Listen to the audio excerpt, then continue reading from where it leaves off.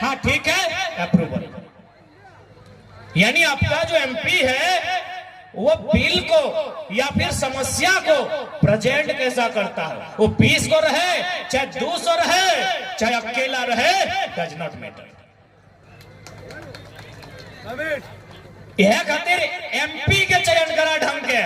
अब एमपी के चयन मोदी जी के नाम से और राहुल जी के नाम से और केजरीवाल के नाम से नहीं होना चाहिए। एमपी वही होना चाहिए जकर में योग्यता है, जकर में क्षमता है, जकर में साहस है, ऐसा एमपी चुनाव करो। अच्छा एक बात बताओ, ये जितना जान हा कितना आदमी सहमत था कि ससुर के देख के कन्यादान करना चाहिए? कितना आदमी यहां सहमत था कि ससुर के देख के कन्यादान होना चाहिए? बताओ, कई गो आदमी सहमत था? मामा, मामा का मतलब समझते हैं ना, दो गो माँ मिलके एगो मामा बनता है। तो 2 बार माँ का काम कीजिए और उधर चुपचाप से बैठिए, पहले गुटखा खा के आगे हमारा सामने आप। हाँ नहीं, मामा लोग हमारे एकदम निजे मामा लाइक ना, कोना ना करे निजे मामा लाइक। तो निजे मामा है तो क्या हुआ? हाँ अगला साइड कर, गुटखा खा लो। गुटखा खाए आगे बाटे टनाई गया मामा लगे तो लाट सब लगे क्या? हाँ हमारे माये कर काका का बेटा भाई लगे। खैर हमें कोकरों ने बख्शिया, किसी को हाँ दम की बात करा लिए। ससुर के देख के कितना जान आ जाए बेटी के कन्यादान करवा, एको नहीं ना। जब ससुर के देखी के ससुर का शहर रंजित वकील साहब बीच में आज ठीक है, बहुत हंस रहे हैं, मुस्कुरा रहे हैं, यही चेहरा हम आपका देखना चाहते हैं। वो रात वाला बाबा भोला वाला रूप मत दिखाइएगा। प्रणाम रंजित दा, गोड़ लगाइए। यानी यहां में से कोई ऐसा नहीं है जो ससुर के चेहरा देख के बेटी के कन्यादान करवा, तो फिर नरेंद्र मोदी के राहुल गांधी देख के एमपी के चुनाव कैसे करते बताओ? जब ससुर के देख के बेटी कन्यादान नहीं कर सकल है, तो माननीय नरेंद्र मोदी और माननीय राहुल गांधी के नाम पे धनबाद और गिरिडीह और हजारीबाग के एमपी चुनाव कहे रहते हैं? आपकी क्या योग्यता है, आपकी क्या क्षमता है, आपकी क्या काबिलियत है, इस बात को बताइए। अब आप कहेंगे कि भाई आप हर एक एमपी को नकार रहे हैं, तो एमपी कैसा होना चाहिए? तो आज हम जिस जगह में खड़ा हैं यही गए एमपी थे कॉमरेड ए.के. राय, ऐसा एमपी होना चाहिए। आज हम जिस मिट्टी में खड़े हैं, इस मिट्टी का नाम है धनबाद लोकसभा। इसी मिट्टी में एक सांसद हुआ करते थे, उनका नाम था कॉमरेड ए.के. राय। अगर एमपी होना चाहिए तो ऐसे नहीं, कॉमरेड ए.के. राय जैसा, जिसने 1 ग्रेड फर्स्ट क्लास की नौकरी को छोड़ा, एक संपन्न परिवार, एक संपन्न परिवार का व्यक्ति एक कुटिया में रहा, और जो एमपी के रूप में जो पेमेंट मिला उसको भी राष्ट्रपति फंड में रिफंड भेजा। ऐसा एमपी होना चाहिए। लेकिन हमारा एमपी कौन है? माननीय श्री पीएन सिंह। आज लोग बोलते हैं कि आप बाहरी बिक्री करते हैं। मैं मीडिया बंधुओं के सामने से स्पष्ट कहूंगा कि झारखंडी लोग बाहरी बिक्री नहीं किया है। अरे पीएन सिंह को यहाँ का मंडल भी वोट दिया है, मांझी भी दिया है, महतो भी दिया है, मियाँ भी दिया है। विनोद बाबू जब खड़ा हुए थे को बाहरी दिया था, बताइए तो। हाँ बताइए ना। आज मैं सम्मानित मीडिया बंधुओं के सामने कहता हूँ, हमने कभी बाहरी बिक्री नहीं किया है। ये बलिया आरा छपरा वालों ने बाहरी बिक्री किया है। आज जाके देखिए, जितना डीओ कोयला में डीओ लगता है, जो डीओ लगाता है, ट्रांसपोर्टिंग का काम करता है, कई गो झारखंडी को दिया है। अरे धनबाद तो छोड़िए, हमने गिरिडीह लोकसभा में एगो औरंगाबाद के रविंद्र पांडे को 5 बार एमपी बनाया। अब विनोद बाबू को 1 बार नहीं बना पाए और बाहरी बिक्री का तेल हमको लगाते हैं। हाँ, अब बाहरी बिक्री की बात हमसे करते हैं। जिस दिन धनबाद विधानसभा में, जिस दिन धनबाद लोकसभा में यहाँ का कोई खतियानी, मियां, मंडल, मांझी, महतो, ये बाहरी लोग वोट देके जिताएगा, हम कहेंगे अब बाहरी बिक्री नहीं करते। 8 लाख वोट पीएन सिंह का था। क्या सब बिहारी यूपी वाला दिया था? क्या झारखंडी नहीं दिया था? अभी खोले बोलियापुर के बूथ को। आप ही बताइए बाहरी भीतरी कौन किया है, बताइए, आप बताइए बाहरी भीतरी कौन किया है। रांची भी लोकल सीट है, वहां से एक हरियाणा का आदमी संजय सेठ एमपी बनता है। हजारीबाग लोकल सीट है, 5 में 4 का विधानसभा लोकल है, वहां का एमपी एक बिहार का आदमी बनता है। हमको बताइए धनबाद और झरिया विधानसभा में कई गो लोकल के लोग जिताया है। राज हमारा और हम पे आरोप लगेगा बाहरी भीतरी का। उतना तो छोड़िए, अभी कोला कुसमा से सरायढेला से कुछ भाई लोग हमारे पास गए थे, सीएमआरआई या फिर कोई कंपनी का नाम बोल रहे हैं, सिम्फर का। वहां एक बलिया का ठेकेदार आया है, 150 झारखंडी को हटा के 150 बलिया वाला को डालने का तैयारी है, और हमको बोलते बारी बिक्री करते हैं। आप धनबाद की किसी आउटसोर्सिंग में चले जाइए, किसी निजी सेक्टर में चले जाइए, वो जहां का संचालक होता है अपने राज्य के लोगों को, अपने जिला, अरे जिला तो छोड़िए, अपने गोतिया भयात को लाके रखता है। अरे बोलते हैं बारी बिक्री हम करते हैं। एक नंबर दादा, एक नंबर। इसलिए आज तमाम झारखंड वासियों को हम यही कहेंगे कि बारी बिक्री हम कभी नहीं किए हैं। आज जाके देखिए, कोयला के कारखाना, कोयला की जो जमीनें हैं वो सारी हमारी हैं, लेकिन बताइए कोयला की कमाई से अरबपति झारखंडी कई वो बना है। और बताइए एबीसी को गिनाए, एबीसीडी में कई गो आदमी करोड़पति बना है, आरा से, बलिया से, छपरा से और दरभंगा से।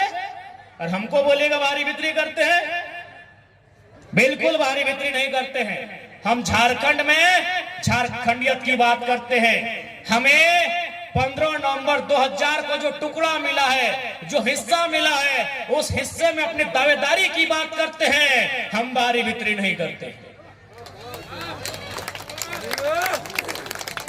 अभी यही देखिए ना, बैठने के लिए 2 गो व्यवस्था है कि नहीं, पुरुषों के लिए अलग है, महिलाओं के लिए अलग है।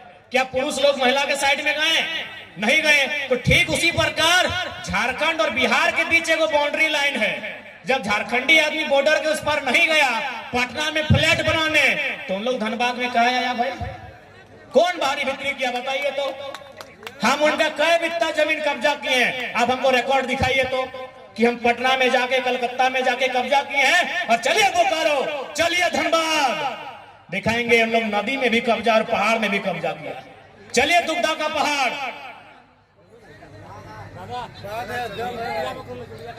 आगे ही ये जोरिया है, बताइए हमारा 1 इंच कब्जा कहीं दिखाइए।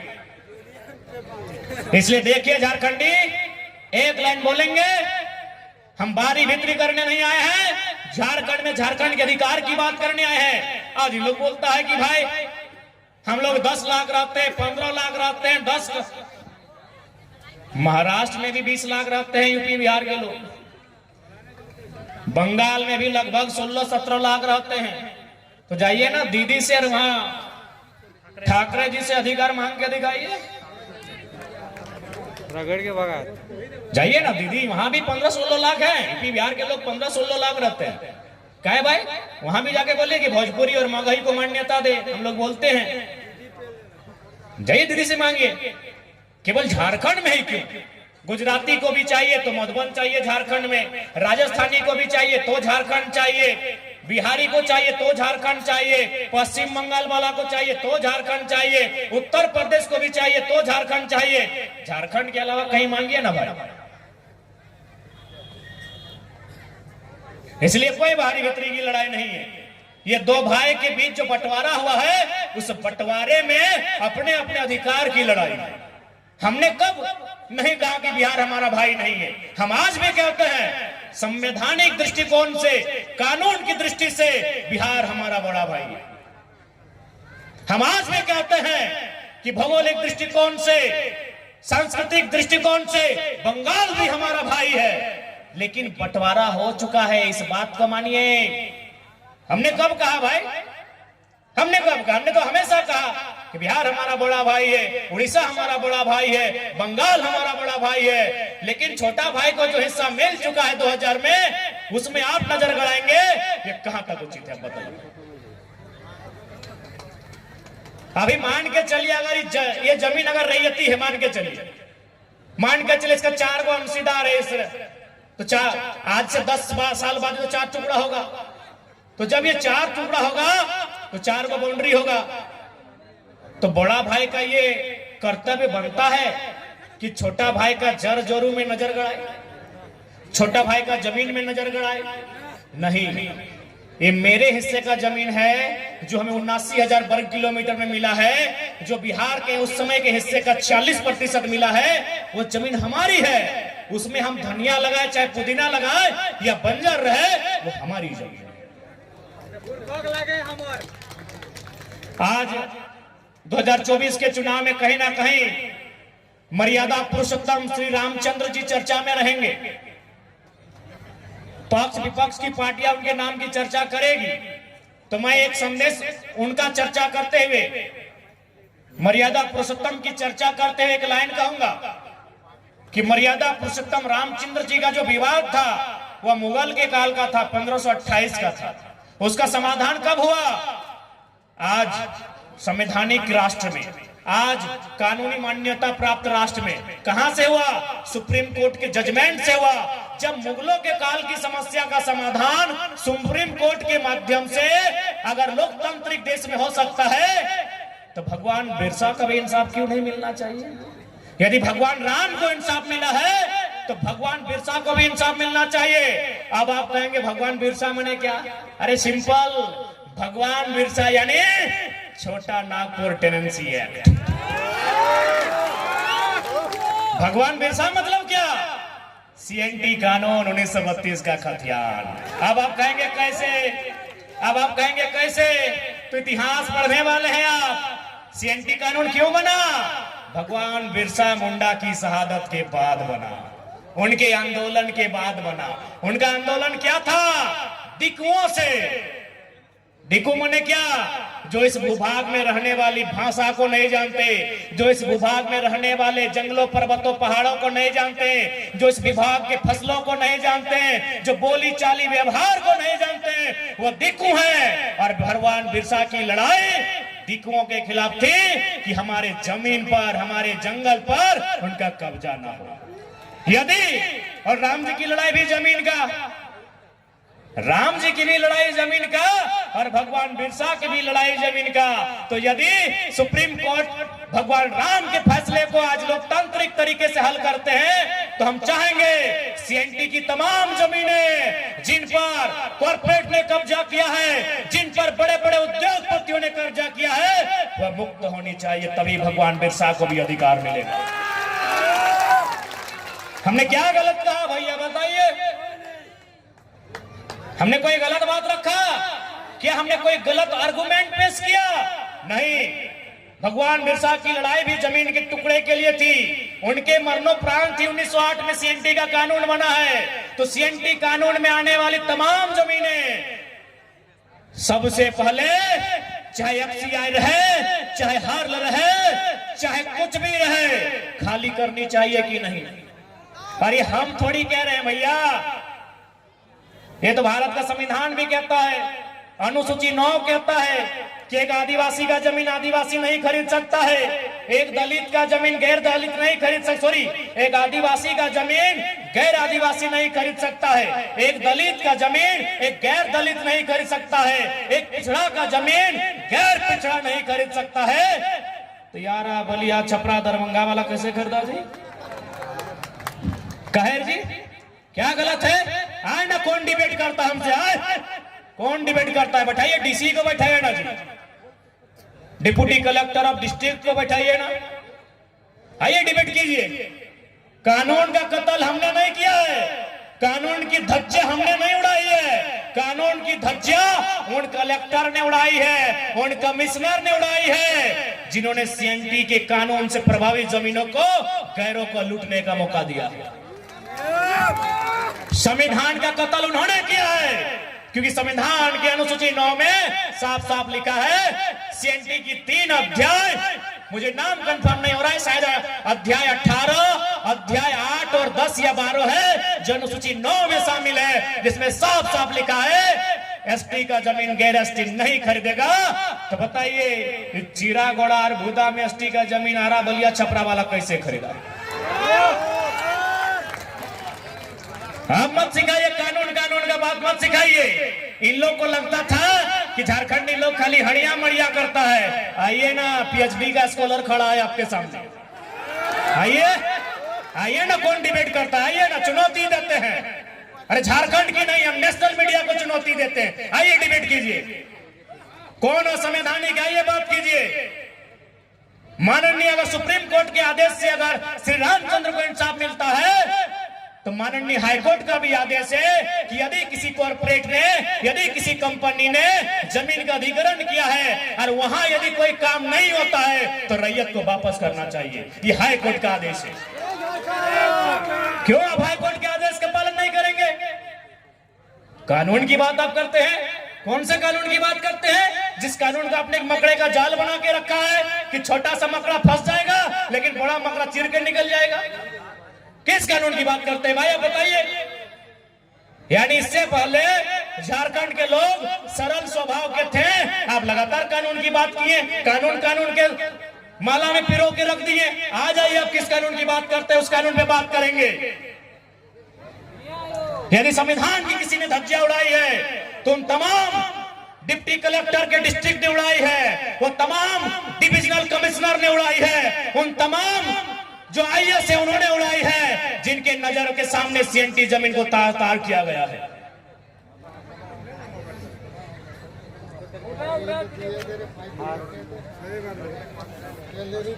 इसलिए कानून का पाठ हम ना पढ़ाएं।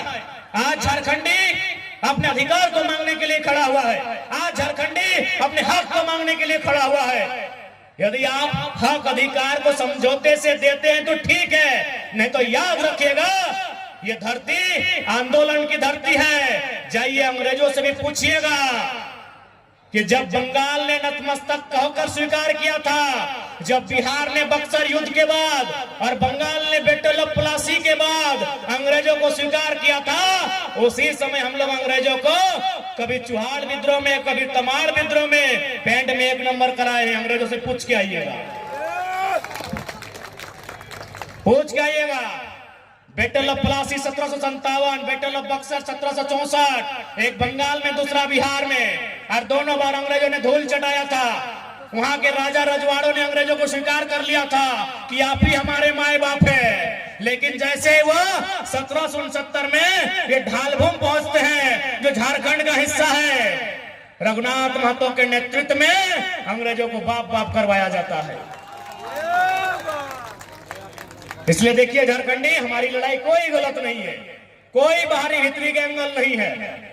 आज जो लोग कहते हैं कि भारत एक संवैधानिक देश है, कोई कहीं जा सकता है, रह सकता है, बच सकता है, तो जाइए, हम चुनौती देते हैं। नागालैंड जाइए ना, जाइए नागालैंड जाइए। इनको झारखंड चाहिए, नागालैंड नहीं चाहिए, लेकिन नागा लोग देवो करेगा।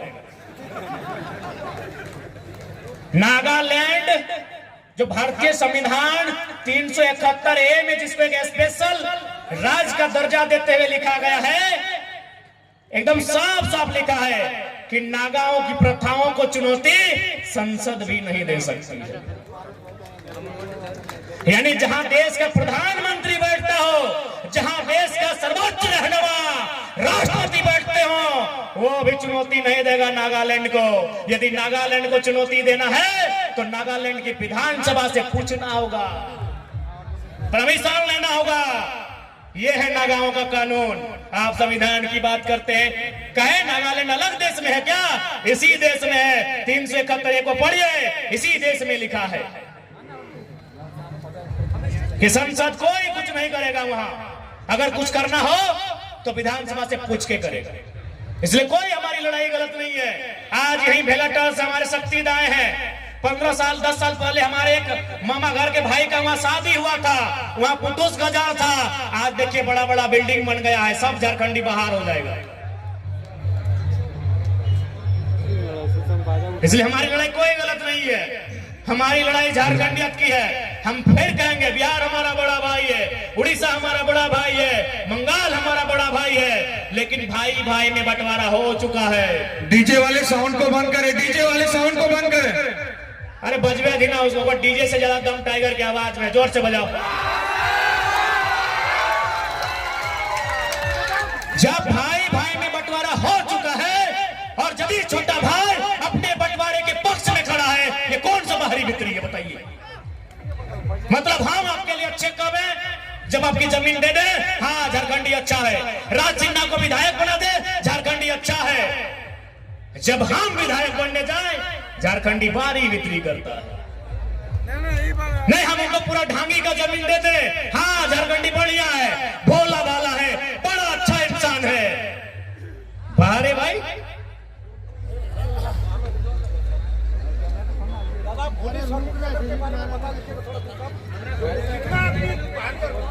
भोली सर्विंग नगर तो लगभग 99% बाहरी लोग ले चुका है। ये तो झारखंडी को समझना होगा, क्यों अपना मतदान भी नहीं देंगे और जमीन दान भी नहीं देंगे। एक बार रिपीट करेंगे, हम अपने हर भाषण में कहते हैं कि मैया और मटिया में अगर एगो चुने तो दम भर के मटिए के चुनिया, मैया के कोई जिंदा नहीं रखे पर तो वो चूल पाक तो दांत झड़ तो शमशान और कब्रिस्तान जाए से कोई नहीं रोक सकल। इसलिए आज झारखंड की लड़ाई, झारखंडियत की लड़ाई, ये आपको समझना होगा।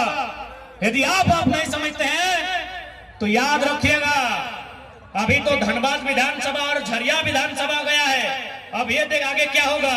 झरिया का वोटर सिंदरी में आया है, झरिया का वोटर सिंदरी में आया है, नए करने से भी 50,000 आया है। अनुमान कर लीजिए अब अगला विधानसभा कौन सा होगा। बागमारा में हमारे एक बड़े भाई हैं, उनको भी टाइगर कहा जाता है, लेकिन मजा ले कुछ बोले तो एक दिन हम बोले हाँ दादा कहे कुछ नहीं कहा है, कोई नुनवा चुप करना रे, बाहरी के लग वोट ज्यादा है रे, यदि कुछ कहे तो हार जीवे रे। ये बागमारा के टाइगर वाले विधायक का बयान है। यानी झरिया धनबाद के बाद सिमरी भी जाएगा, बागमारा भी जाएगा। 4 गो विधानसभा 2034-2039 का चुनाव आते आते झारखंडियों से छिन जाएगा। अगर हम जिंदा रहे, आप जिंदा रहे, उस समय वीडियो निकाल के देख लीजिएगा। झारखंडी को चाहिए चखना, झारखंडी को चाहिए दारू, झारखंडी को चाहिए मुर्गा, उन लोग को चाहिए विधानसभा। आप प्लानिंग करते हैं, देखिए झारखंडी क्या प्लानिंग करता है। झारखंडी प्लानिंग करता है कि आज कैसे 1 केजी मुर्गा का व्यवस्था होगा, जोरिया के किनारे भूंजेंगे और गाना गाएंगे नदिया के नीरे तीरे। ये झारखंडी का प्लानिंग है। वो सुबह उठता है, पहले अपना आप को सजाया और हाँ कहाँ रे, तो आज के इंतजाम कैसे रहता है। ये झारखंडी उठ के सोचता है कि आज का इंतजाम कैसे होगा, और बाहरी उठ के क्या सोचता है पता है कि हाँ रे अब कौन सा कानून बनाएंगे कि इस साइड का जमीन वह हड़पेंगे, अब क्या कई आदमी को वहां बसाएंगे कि वो विधानसभा को जीतेंगे। चलिए अब आपको मजेदार उदाहरण देते हैं, आप समझ जाइएगा। गिरिडीह लोकसभा में 6 गो विधानसभा पड़ता है। गिरिडीह में सबसे ज्यादा एमपी बना है, उसका नाम है औरंगाबाद के रविंद्र कुमार पांडे। उनका ठीक है, उसी 6 गो में उनका जगह घर भी है। कहाँ है पता है? बेरमो। और बेरमो में विधायक जितना टाइम रविंद्र पांडे जी सांसद बने हैं, उससे 1-2 बार ज्यादा राजेंद्र सिंह वहां से विधायक बने हैं, और दोनों हैं बिहार के। अब क्या है पता है, रविंद्र पांडे को जब बीजेपी सांसद का टिकट नहीं दिया, वो अपना बेटा को बोला कम से कम विधायक का टिकट दीजिए। अब बताइए, यदि माननीय रविंद्र पांडे का बेटा टिकट विधायकी लेबो करे तो कहां से लेना चाहिए था? बेरमो से लेना चाहिए था, क्योंकि बेरमो में उनका घर है। लेकिन वहां ऑलरेडी भले वो कांग्रेस का था राजेंद्र सिंह का बेटा। देखिए बाहरी लोग कैसा सोचता है, ये अरे कांग्रेस का है चाहे जे है तो बिहार का। राजेंद्र सिंह का बेटा जयमंगल सिंह के सामने वो अपना विक्रम पांडे को नहीं लड़ाया, कहां लेके आया? टुंडी का बोका धंधा लोगों के सामने। समझ में आया? टुंडी अपना बेटवा को लेके आया, जबकि मान के चले विक्रम पांडे को लड़ना ही था, बेरमो लड़ना चाहिए था। बेरमो उनका घर है, बेरमो में उनका वोटर आईडी है। यदि माननीय विक्रम पांडे को लड़ना ही चाहिए था, क्योंकि वो रविंद्र पांडे का बेटा थे और रविंद्र पांडे 5 बार सांसद थे, तो बेरमो में लड़ते। लेकिन बेरमो में कैसे लड़ेंगे चचा भतीजा? भले आप कांग्रेसी बीजेपी कीजिए।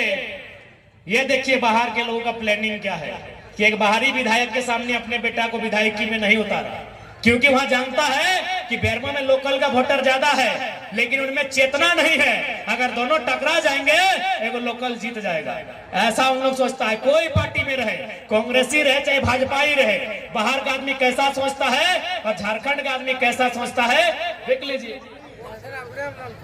आप बेरमो विधानसभा में सुनील दा है, पूछ लीजिए, पूजा भी वहीं की है, उसी क्षेत्र की वोटर कार्ड है हमारी कोषाध्यक्ष पूजा कुमारी। जब वहां लोकसभा चुनाव होता है बेरमो वाला भाजपाई बन जाता है और विधानसभा में वही भाजपाई कांग्रेसी बन जाता है।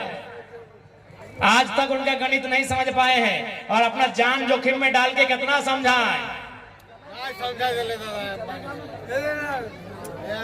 फॉर्म में हो कि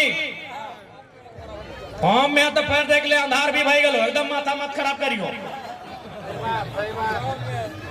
क्या मामा जी? मामा जी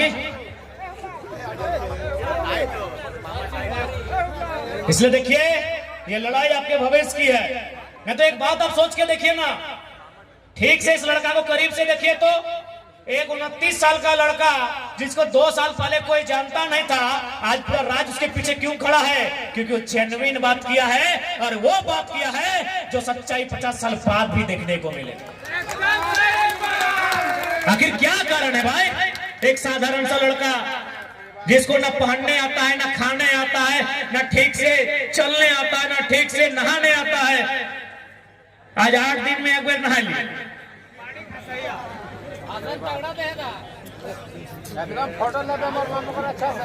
क्या ला रे ना देख ले फिर। यानी रीजन है कि जिन मुद्दों को एक लीडर, पावरफुल लीडर नहीं उठा पाया है, उन मुद्दों को हम लोग उठाए हैं। इसलिए आज चूंकि अब समय का तकाजा है, समय की पाबंदी है, साय का समय है, हम इतना ही कहेंगे। छोड़ दे ना मामा, छोड़ दे ना, अगर मामा का ड्रामा ही खत्म कर पाए तो अगर ए मामा कंट्रोल चुपचाप खड़ा रहो। भैगना कैसे चुना जीत तो यहाँ गुटखा खाई रहा की दांत ला सड़लो ना, जितना गुटखा खाए और पैसा भी चुकरी में जमा कर चुनाव जीत जेबे हमने।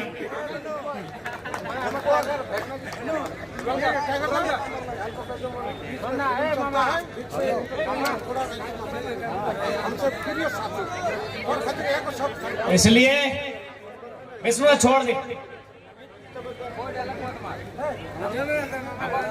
इसलिए आज हमारे मुद्दे, हमारी लड़ाई कहीं गलत नहीं है, हमारी लड़ाई बिल्कुल जेन्युइन है।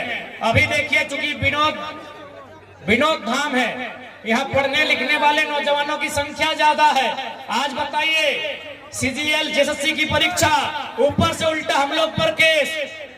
आज हमारे 15 साथियों पर फर्जी केस करने का काम किया है, तो हम जताना चाहेंगे कि याद रखिएगा केस से कभी किसी का हौसला टूटता नहीं है, लेकिन याद रखिएगा अगर केस है, जेल है, तो फिर बेल है, और फिर याद रखिएगा बुरे आदमियों का बहुत बड़ा यहाँ खेल होगा।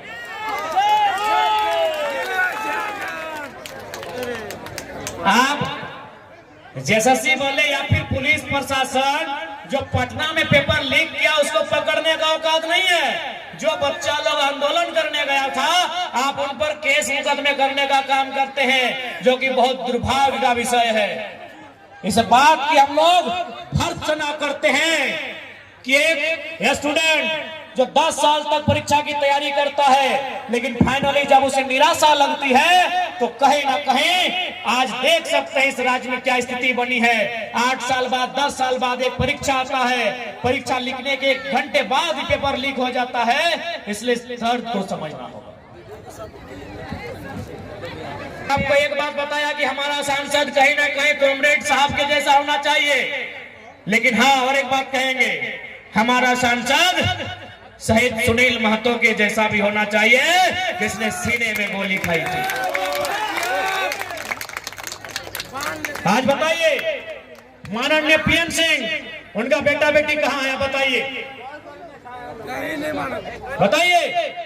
मैं आपसे पूछना चाहूंगा, जो धनबाद के 3 बार ऐसे एमपी रहे, शायद 2 या 3 बार विधायक भी रहे, माननीय श्री पीएन सिंह उनका बेटा बेटी कहाँ है? शायद हाई कोर्ट में अधिवक्ता है या सुप्रीम कोर्ट में अधिवक्ता है, जैसा हमें सूचना मिली है। यानी जहां भी है अच्छी जगह में है। आज पता कीजिए माननीय रविंद्र कुमार पांडे उनके बेटे कहाँ है? सब अच्छी जगह है। आज पता कीजिए माननीय यशवंत सिन्हा का बेटा तो खुद एमपी बना है, लेकिन सुनील महतो आज जाके देखिए उनकी 85 साल 95 साल की बूढ़ी माँ आज इस आस में रहती है कि कोई टुसू का मेला लगाएगा, उसमें जो चंदा बचेगा उससे मेरा घर चलेगा।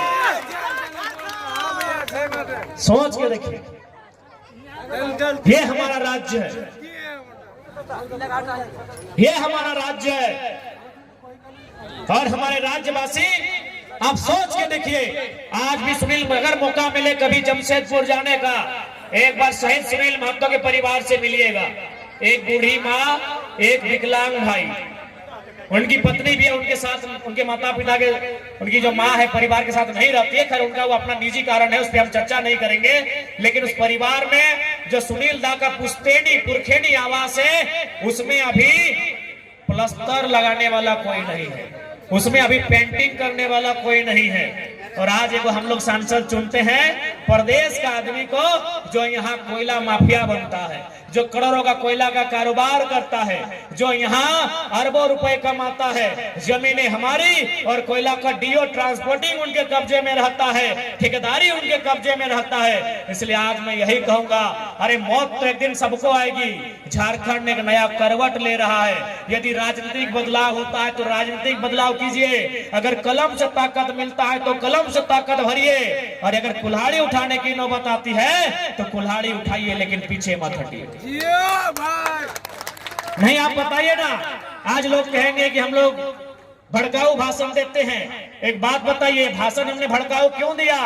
डीसी तमाशा देख रहे हैं, एसडीएम तमाशा देख रहे हैं, हमारी जमीनें दिन ब दिन लुटती जा रही है। अगर डीसी जैसा आदमी तमाशा देखेगा तो बताइए हमें कौन बचाएगा? हम कहाँ गलत है बताइए? जिनको हम आज गलत लगते हैं 20 साल बाद देखिएगा उनकी क्या स्थिति होगी। खासकर जो कोलफील्ड में रहते हैं, खासकर जो टाउनशिप में रहते हैं, खासकर जो इंडस्ट्रियल बेल्ट में रहते हैं, आप 20 साल बाद आइएगा कि आपका जमीन का टुकड़ा गया कहाँ, आपका रोजगार गया कहाँ, आपकी स्थिति गई कहाँ। झाड़ूडी कहाँ है? खोजिएगा ना। आप और हम बोलते हैं कि जरा मत भड़काओ भाषण देता है। कंबाइंड बिल्डिंग के पीछे एक झाड़ूडी गांव था, जाइए गांव को खोज के आइए पर। अरे भैया आप नहीं समझ रहे, भोले भाले लोग हैं। आप और हम तो पावरोटी निगलते हैं, उन लोग हम लोग का गांव निगल गया है। जाइए झाड़ूडी को खोज के आइए। कितना लोग झाड़ूडी का नाम सुने हैं? झाड़ूडी वो गांव था जो आपका कंबाइंड बिल्डिंग से ठीक पीछे। आज एक भी गांव का नाम है ना, एक भी आदमी बचा। और आप और हम, इसलिए पहला लाइन, एक बित्ता जमीन मत बेचिए। आओ, एक भी किसी ऐसे नेता को वोट मत दीजिए जो झारखंड की बात नहीं करेगा, क्योंकि आज ये आपके भविष्य का सवाल है। ठीक है, अब ज्यादा समय ना लेते हुए हम यही कहना चाहेंगे कि 2024 का चुनाव निर्णायक होगा।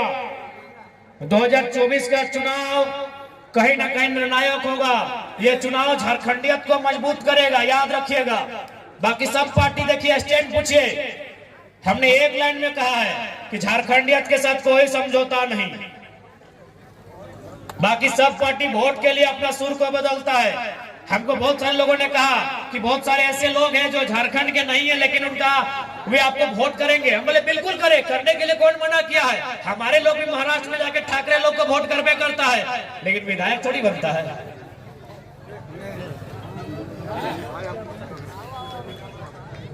इसलिए ये समय की दरखास्त थी और समय की मांग थी, इसीलिए हम आए हैं। नहीं तो एक साधारण सा लड़का यहां तक नहीं आता। एक साधारण सा लड़का जिसको तोपचाची प्रखंड के बाहर कोई नहीं पहचानता था, आज वो यहां तक नहीं आता। ये कहीं ना कहीं समय की मांग है। और जात जात जितना भी माया मोसिया तोहनियों से कह चाहो कि अपन वोट के वैल्यू के समझिया, आप तोहनियों चर्चा करिया, बहुत चुगली कर ला, तोहनियों बैठ के चर्चा करिया, चुगली ढेरे कर ला। आज तो जाके देख ले, हमने गांव घर में जिमे तो माय मोसी गिला जैसे एक जगह जमा हो तो डेगचिया रख के तो ये ना पढ़ो है तो पढ़ो और चुगली करे शुरू कर दे। तो आप चर्चा करिया, राजनीति के बारे सोचिया, एजुकेशन के बारे सोचिया, अपन उन्नति के बारे सोचिया कि राज कैसे आगे बढ़ता है। एक लाइन सीधा जान ले, यह वोट के शक्ति हो जे आज पीएम सिंह के दिल्ली तक पहुंचे, और बेटा आज बड़ा बड़ा अधिकारी बन ले। यह वोट के शक्ति हो कि राज सिन्हा धनबाद के राजा बन के अठाए रहा लो। और तो देख कहाँ है कि वोट से ज्यादा ताकतवर कोई ना हो। कहे कि हम तो छोटा सा उदाहरण बार बार देते रही है कि आज ये लिपस्टिक पाउडर लगवा है और असर 2 घंटा रहा है, लेकिन ये वोट के पावर जिंदगी भर रहा है। कैसे पता हो? यदि तो एक अच्छा नेता के वोट देबी, वो यदि तोर गांव में एगो बढ़िया कॉलेज खोल लो और तोर बेटा अगर उस कॉलेज में पढ़ के पास करके इंजीनियर बन लो, बताओ जिंदगी भर याद रहतो कि नहीं? तोरा तब जिंदगी भर याद रहतो। तो से खातिर तोहनी से निवेदन करबो कि झारखंड के तकदीर के बदले खातिर, झारखंड के तस्वीर के बदले खातिर हमने के एक बार मौका दिया। हमने अपन रक्त के अंतिम बूंद तक, आखिरी सांस तक झारखंडियत के मजबूत करे में अपन जीवन दिए के काम करबो। अब बहुत सारा लोग बोलत रहो कि भाई अगला नेता को दे, आपको क्यों दे और अगला को क्यों ना दे। तो हमने एक लाइन कह देबो, अभी आज के डेट में विधायक के पेमेंट शायद 2,72,000 रुपया है। यदि हमने पार्टी से कोई विधायक भी बनतो ना तो 2,72,000 के 25% जितना है तो उतने रखतो, बाकी एगो ट्रस्ट बनाए तो और प्रत्येक प्रखंड में बांट देतो। बिल्कुल आप हमारे वीडियो को भी रिकॉर्ड कर ले। और ज्यादा दिन नहीं है, लोकसभा का चुनाव सामने है। हम लोग कोर्ट एफिडेविट में घोषणा करेंगे कि यदि हम लोग चुनाव जीत जाते हैं और जो भी संसद का भत्ता मिलेगा हमको निजी काम के लिए, वो जनता के पास देगा। हम लोग राष्ट्रपति फंड में नहीं देंगे, क्योंकि आज राष्ट्रपति की क्या गरिमा है आप जानते हैं। आज राष्ट्रपति केवल एक टूल किट बन के रह गए हैं आज की इस व्यवस्था में। अब आप बोलेंगे कैसे? हम उदाहरण देते हैं, क्योंकि बहुत सारे लोग भक्त लोग हैं, थोड़ा भक्त लोग का चश्मा उतारना चाहेंगे। आज माननीय राष्ट्रपति महोदय संसद का उद्घाटन में क्यों नहीं गई? आज माननीय राष्ट्रपति महोदया राम मंदिर के प्राण प्रतिष्ठा में क्यों नहीं गई? बताइए ना। न भारत देश के कानून में राष्ट्रपति को पहला नागरिक बोला जाता है, यानी एक प्रोटोकॉल होता है। यदि राष्ट्रपति मैडम वहां जाएंगे तो प्रधानमंत्री को खड़ा रहकर उनका वेलकम करना होगा, और ये हमारे राजा साहब को मंजूर नहीं था।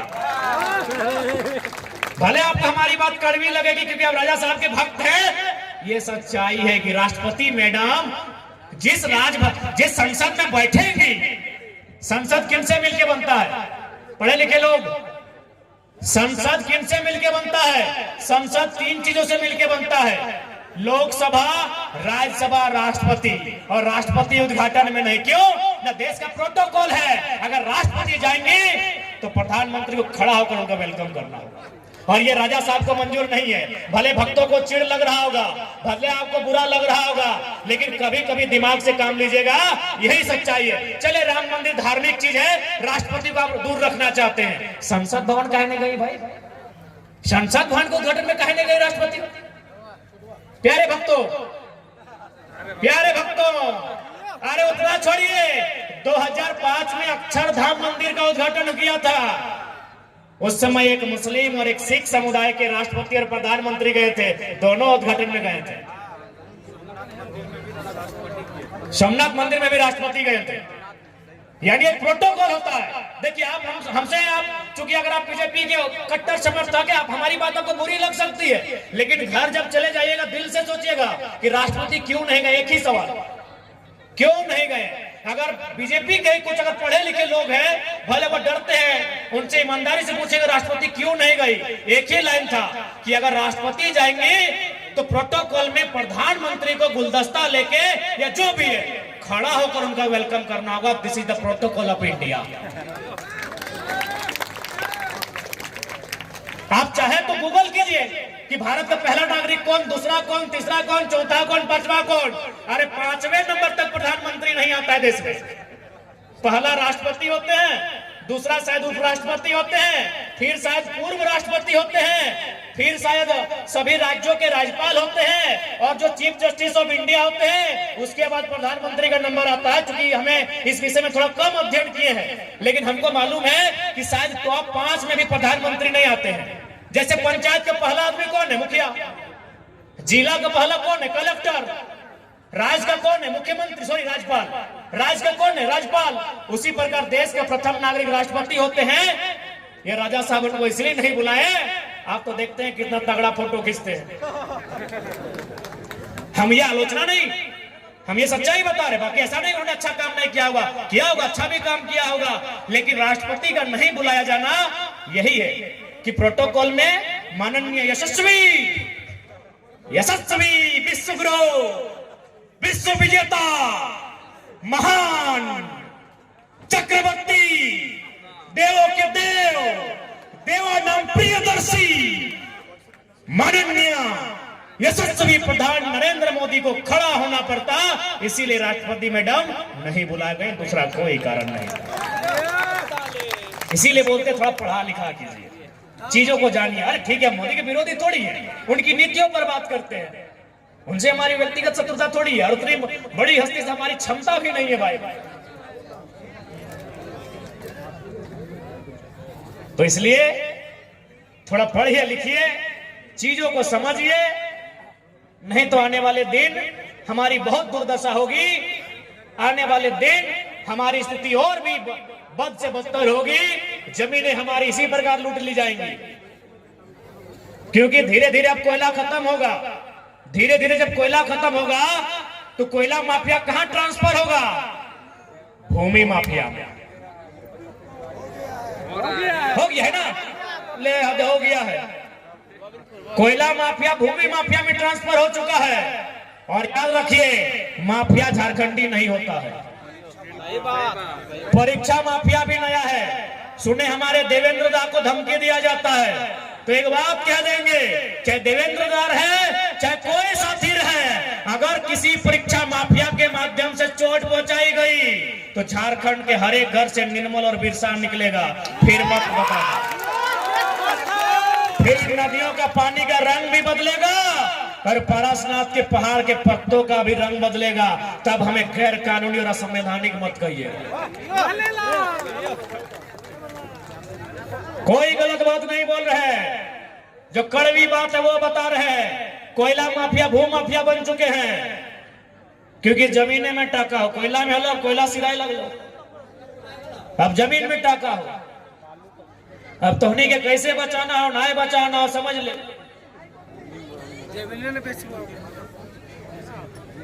से खातिर अब बहुत भाई गए माननीय यशस्वी प्रधानमंत्री, बहुत भाई गए माननीय राहुल गांधी। अब झारखंडियत पे ही वोट होना चाहिए। तमिलनाडु में, अच्छा एक बात बताओ, पश्चिम बंगाल में बंगाल के आदमी यदि एनडीए यूपीए के वोट ना दे तो कुछ कबाल ले तिनकी। हाँ, दीदी में रास्ते बंद कर दे। पश्चिम बंगाल में बंगाल का आदमी सेंटर को नहीं देता है, वो जानता है कि सेंटर वाला पैरासूट वाला है। वो दिल्ली के चश्मे को पूरा भारत देखना चाहता है। संभव है? गाढ़ा डाढ़ा है कहीं, पूरा भारत एक नहीं है। इसीलिए बंगाल का आदमी देखेगा हमेशा स्थानीय पार्टी वो देता है। तेलंगाना जाइए, स्थानीय पार्टी वो देता है। आप तमिलनाडु जाइए, हमेशा स्थानीय को सपोर्ट करता है। और हम लोग झारखंडी आदमी, जहां सबसे ज्यादा जरूरत है स्थानीय को सपोर्ट करने का, वहां इन लोग भाजपाई और कांग्रेसी बन के।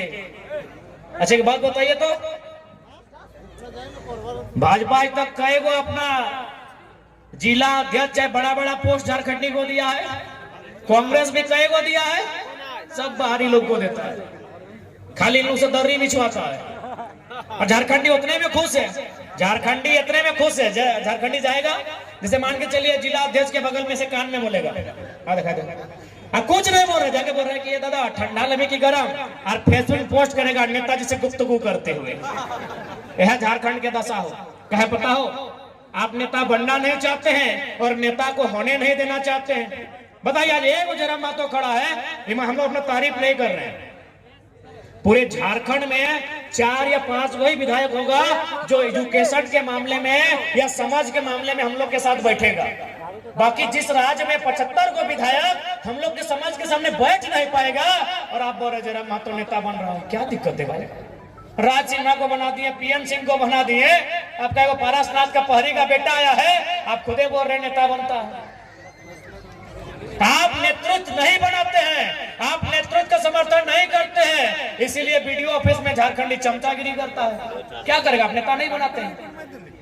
आपको बलिया वालों का नेतागिरी पसंद है, आपको छपरा वालों का नेतागिरी पसंद है, आपको दरभंगा आरा वालों का नेतागिरी पसंद है, तो झारखंडी चमचेगिरी करेगा ना। इसलिए आज संकल्प लीजिए, अब नेता बनने का टाइम है, क्योंकि आप मतदाता बन के नहीं लड़ सकते हैं। मतदाता के मत से जो नेता का चयन होता है वही लड़ाई लड़ सकता है। बाबा ना एक बूंद नहीं मिलता, जे भी अगर पियक्कड़ है वोट दे ना दे, हार जो पूरी तरह हार जो, जिंदगी भर हारना पसंद होगा, लेकिन आपके जीवन को संकट में डाल के वोट लेना पसंद नहीं होगा। आज सबसे ज्यादा 25 से 35 साल का लड़का अगर जान गया है तो शराब से गया है, और आप भी जानते हैं चुनाव में इतना शराब दिया जाता है, हमको लगता है दामोदर नदी का पानी उतना है। इसलिए आज हम लोग होश हवास में और पूरी निष्ठा पूर्वक ये घोषणा करते हैं, ये वचन देते हैं, हम लोग चुनाव में दारू के माध्यम से, शराब के माध्यम से वोट लेने का काम नहीं करेंगे। आप दीजिए चाहे नहीं दीजिए, कोई दिक्कत नहीं, वोट आपका है, कोई दिक्कत नहीं है, लेकिन हम आपकी खुशियों का कत्ल करके नेता बनने हम लोग नहीं आए हैं, ठीक है। बाकी और हम चाहेंगे राहुल जी बढ़िया से फोटो लीजिएगा, सांसद जी। अरे भाई मोदी जी देखते हैं कि नहीं, कितना फोटो लेते हैं। सुने आज 23,000 कपड़ा पहन लिया ना 10 साल में, नहीं गूगल एक दिन देखे बता रहा, तो 23,000 बाप रे। खैर भाई प्रधानमंत्री लाख कुछ कर पा रही, हम नहीं की कर बात तो सही है, पैसा हम निकलेंगे ना, पैसा हम निकले, सही बात, टैक्स के पैसा।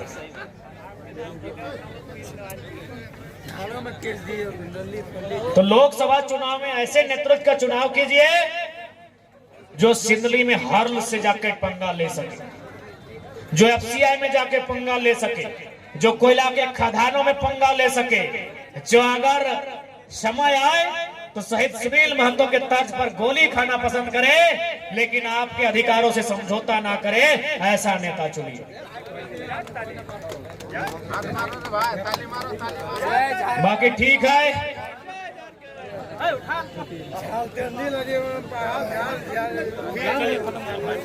आवे हैं डिप्टी है ना।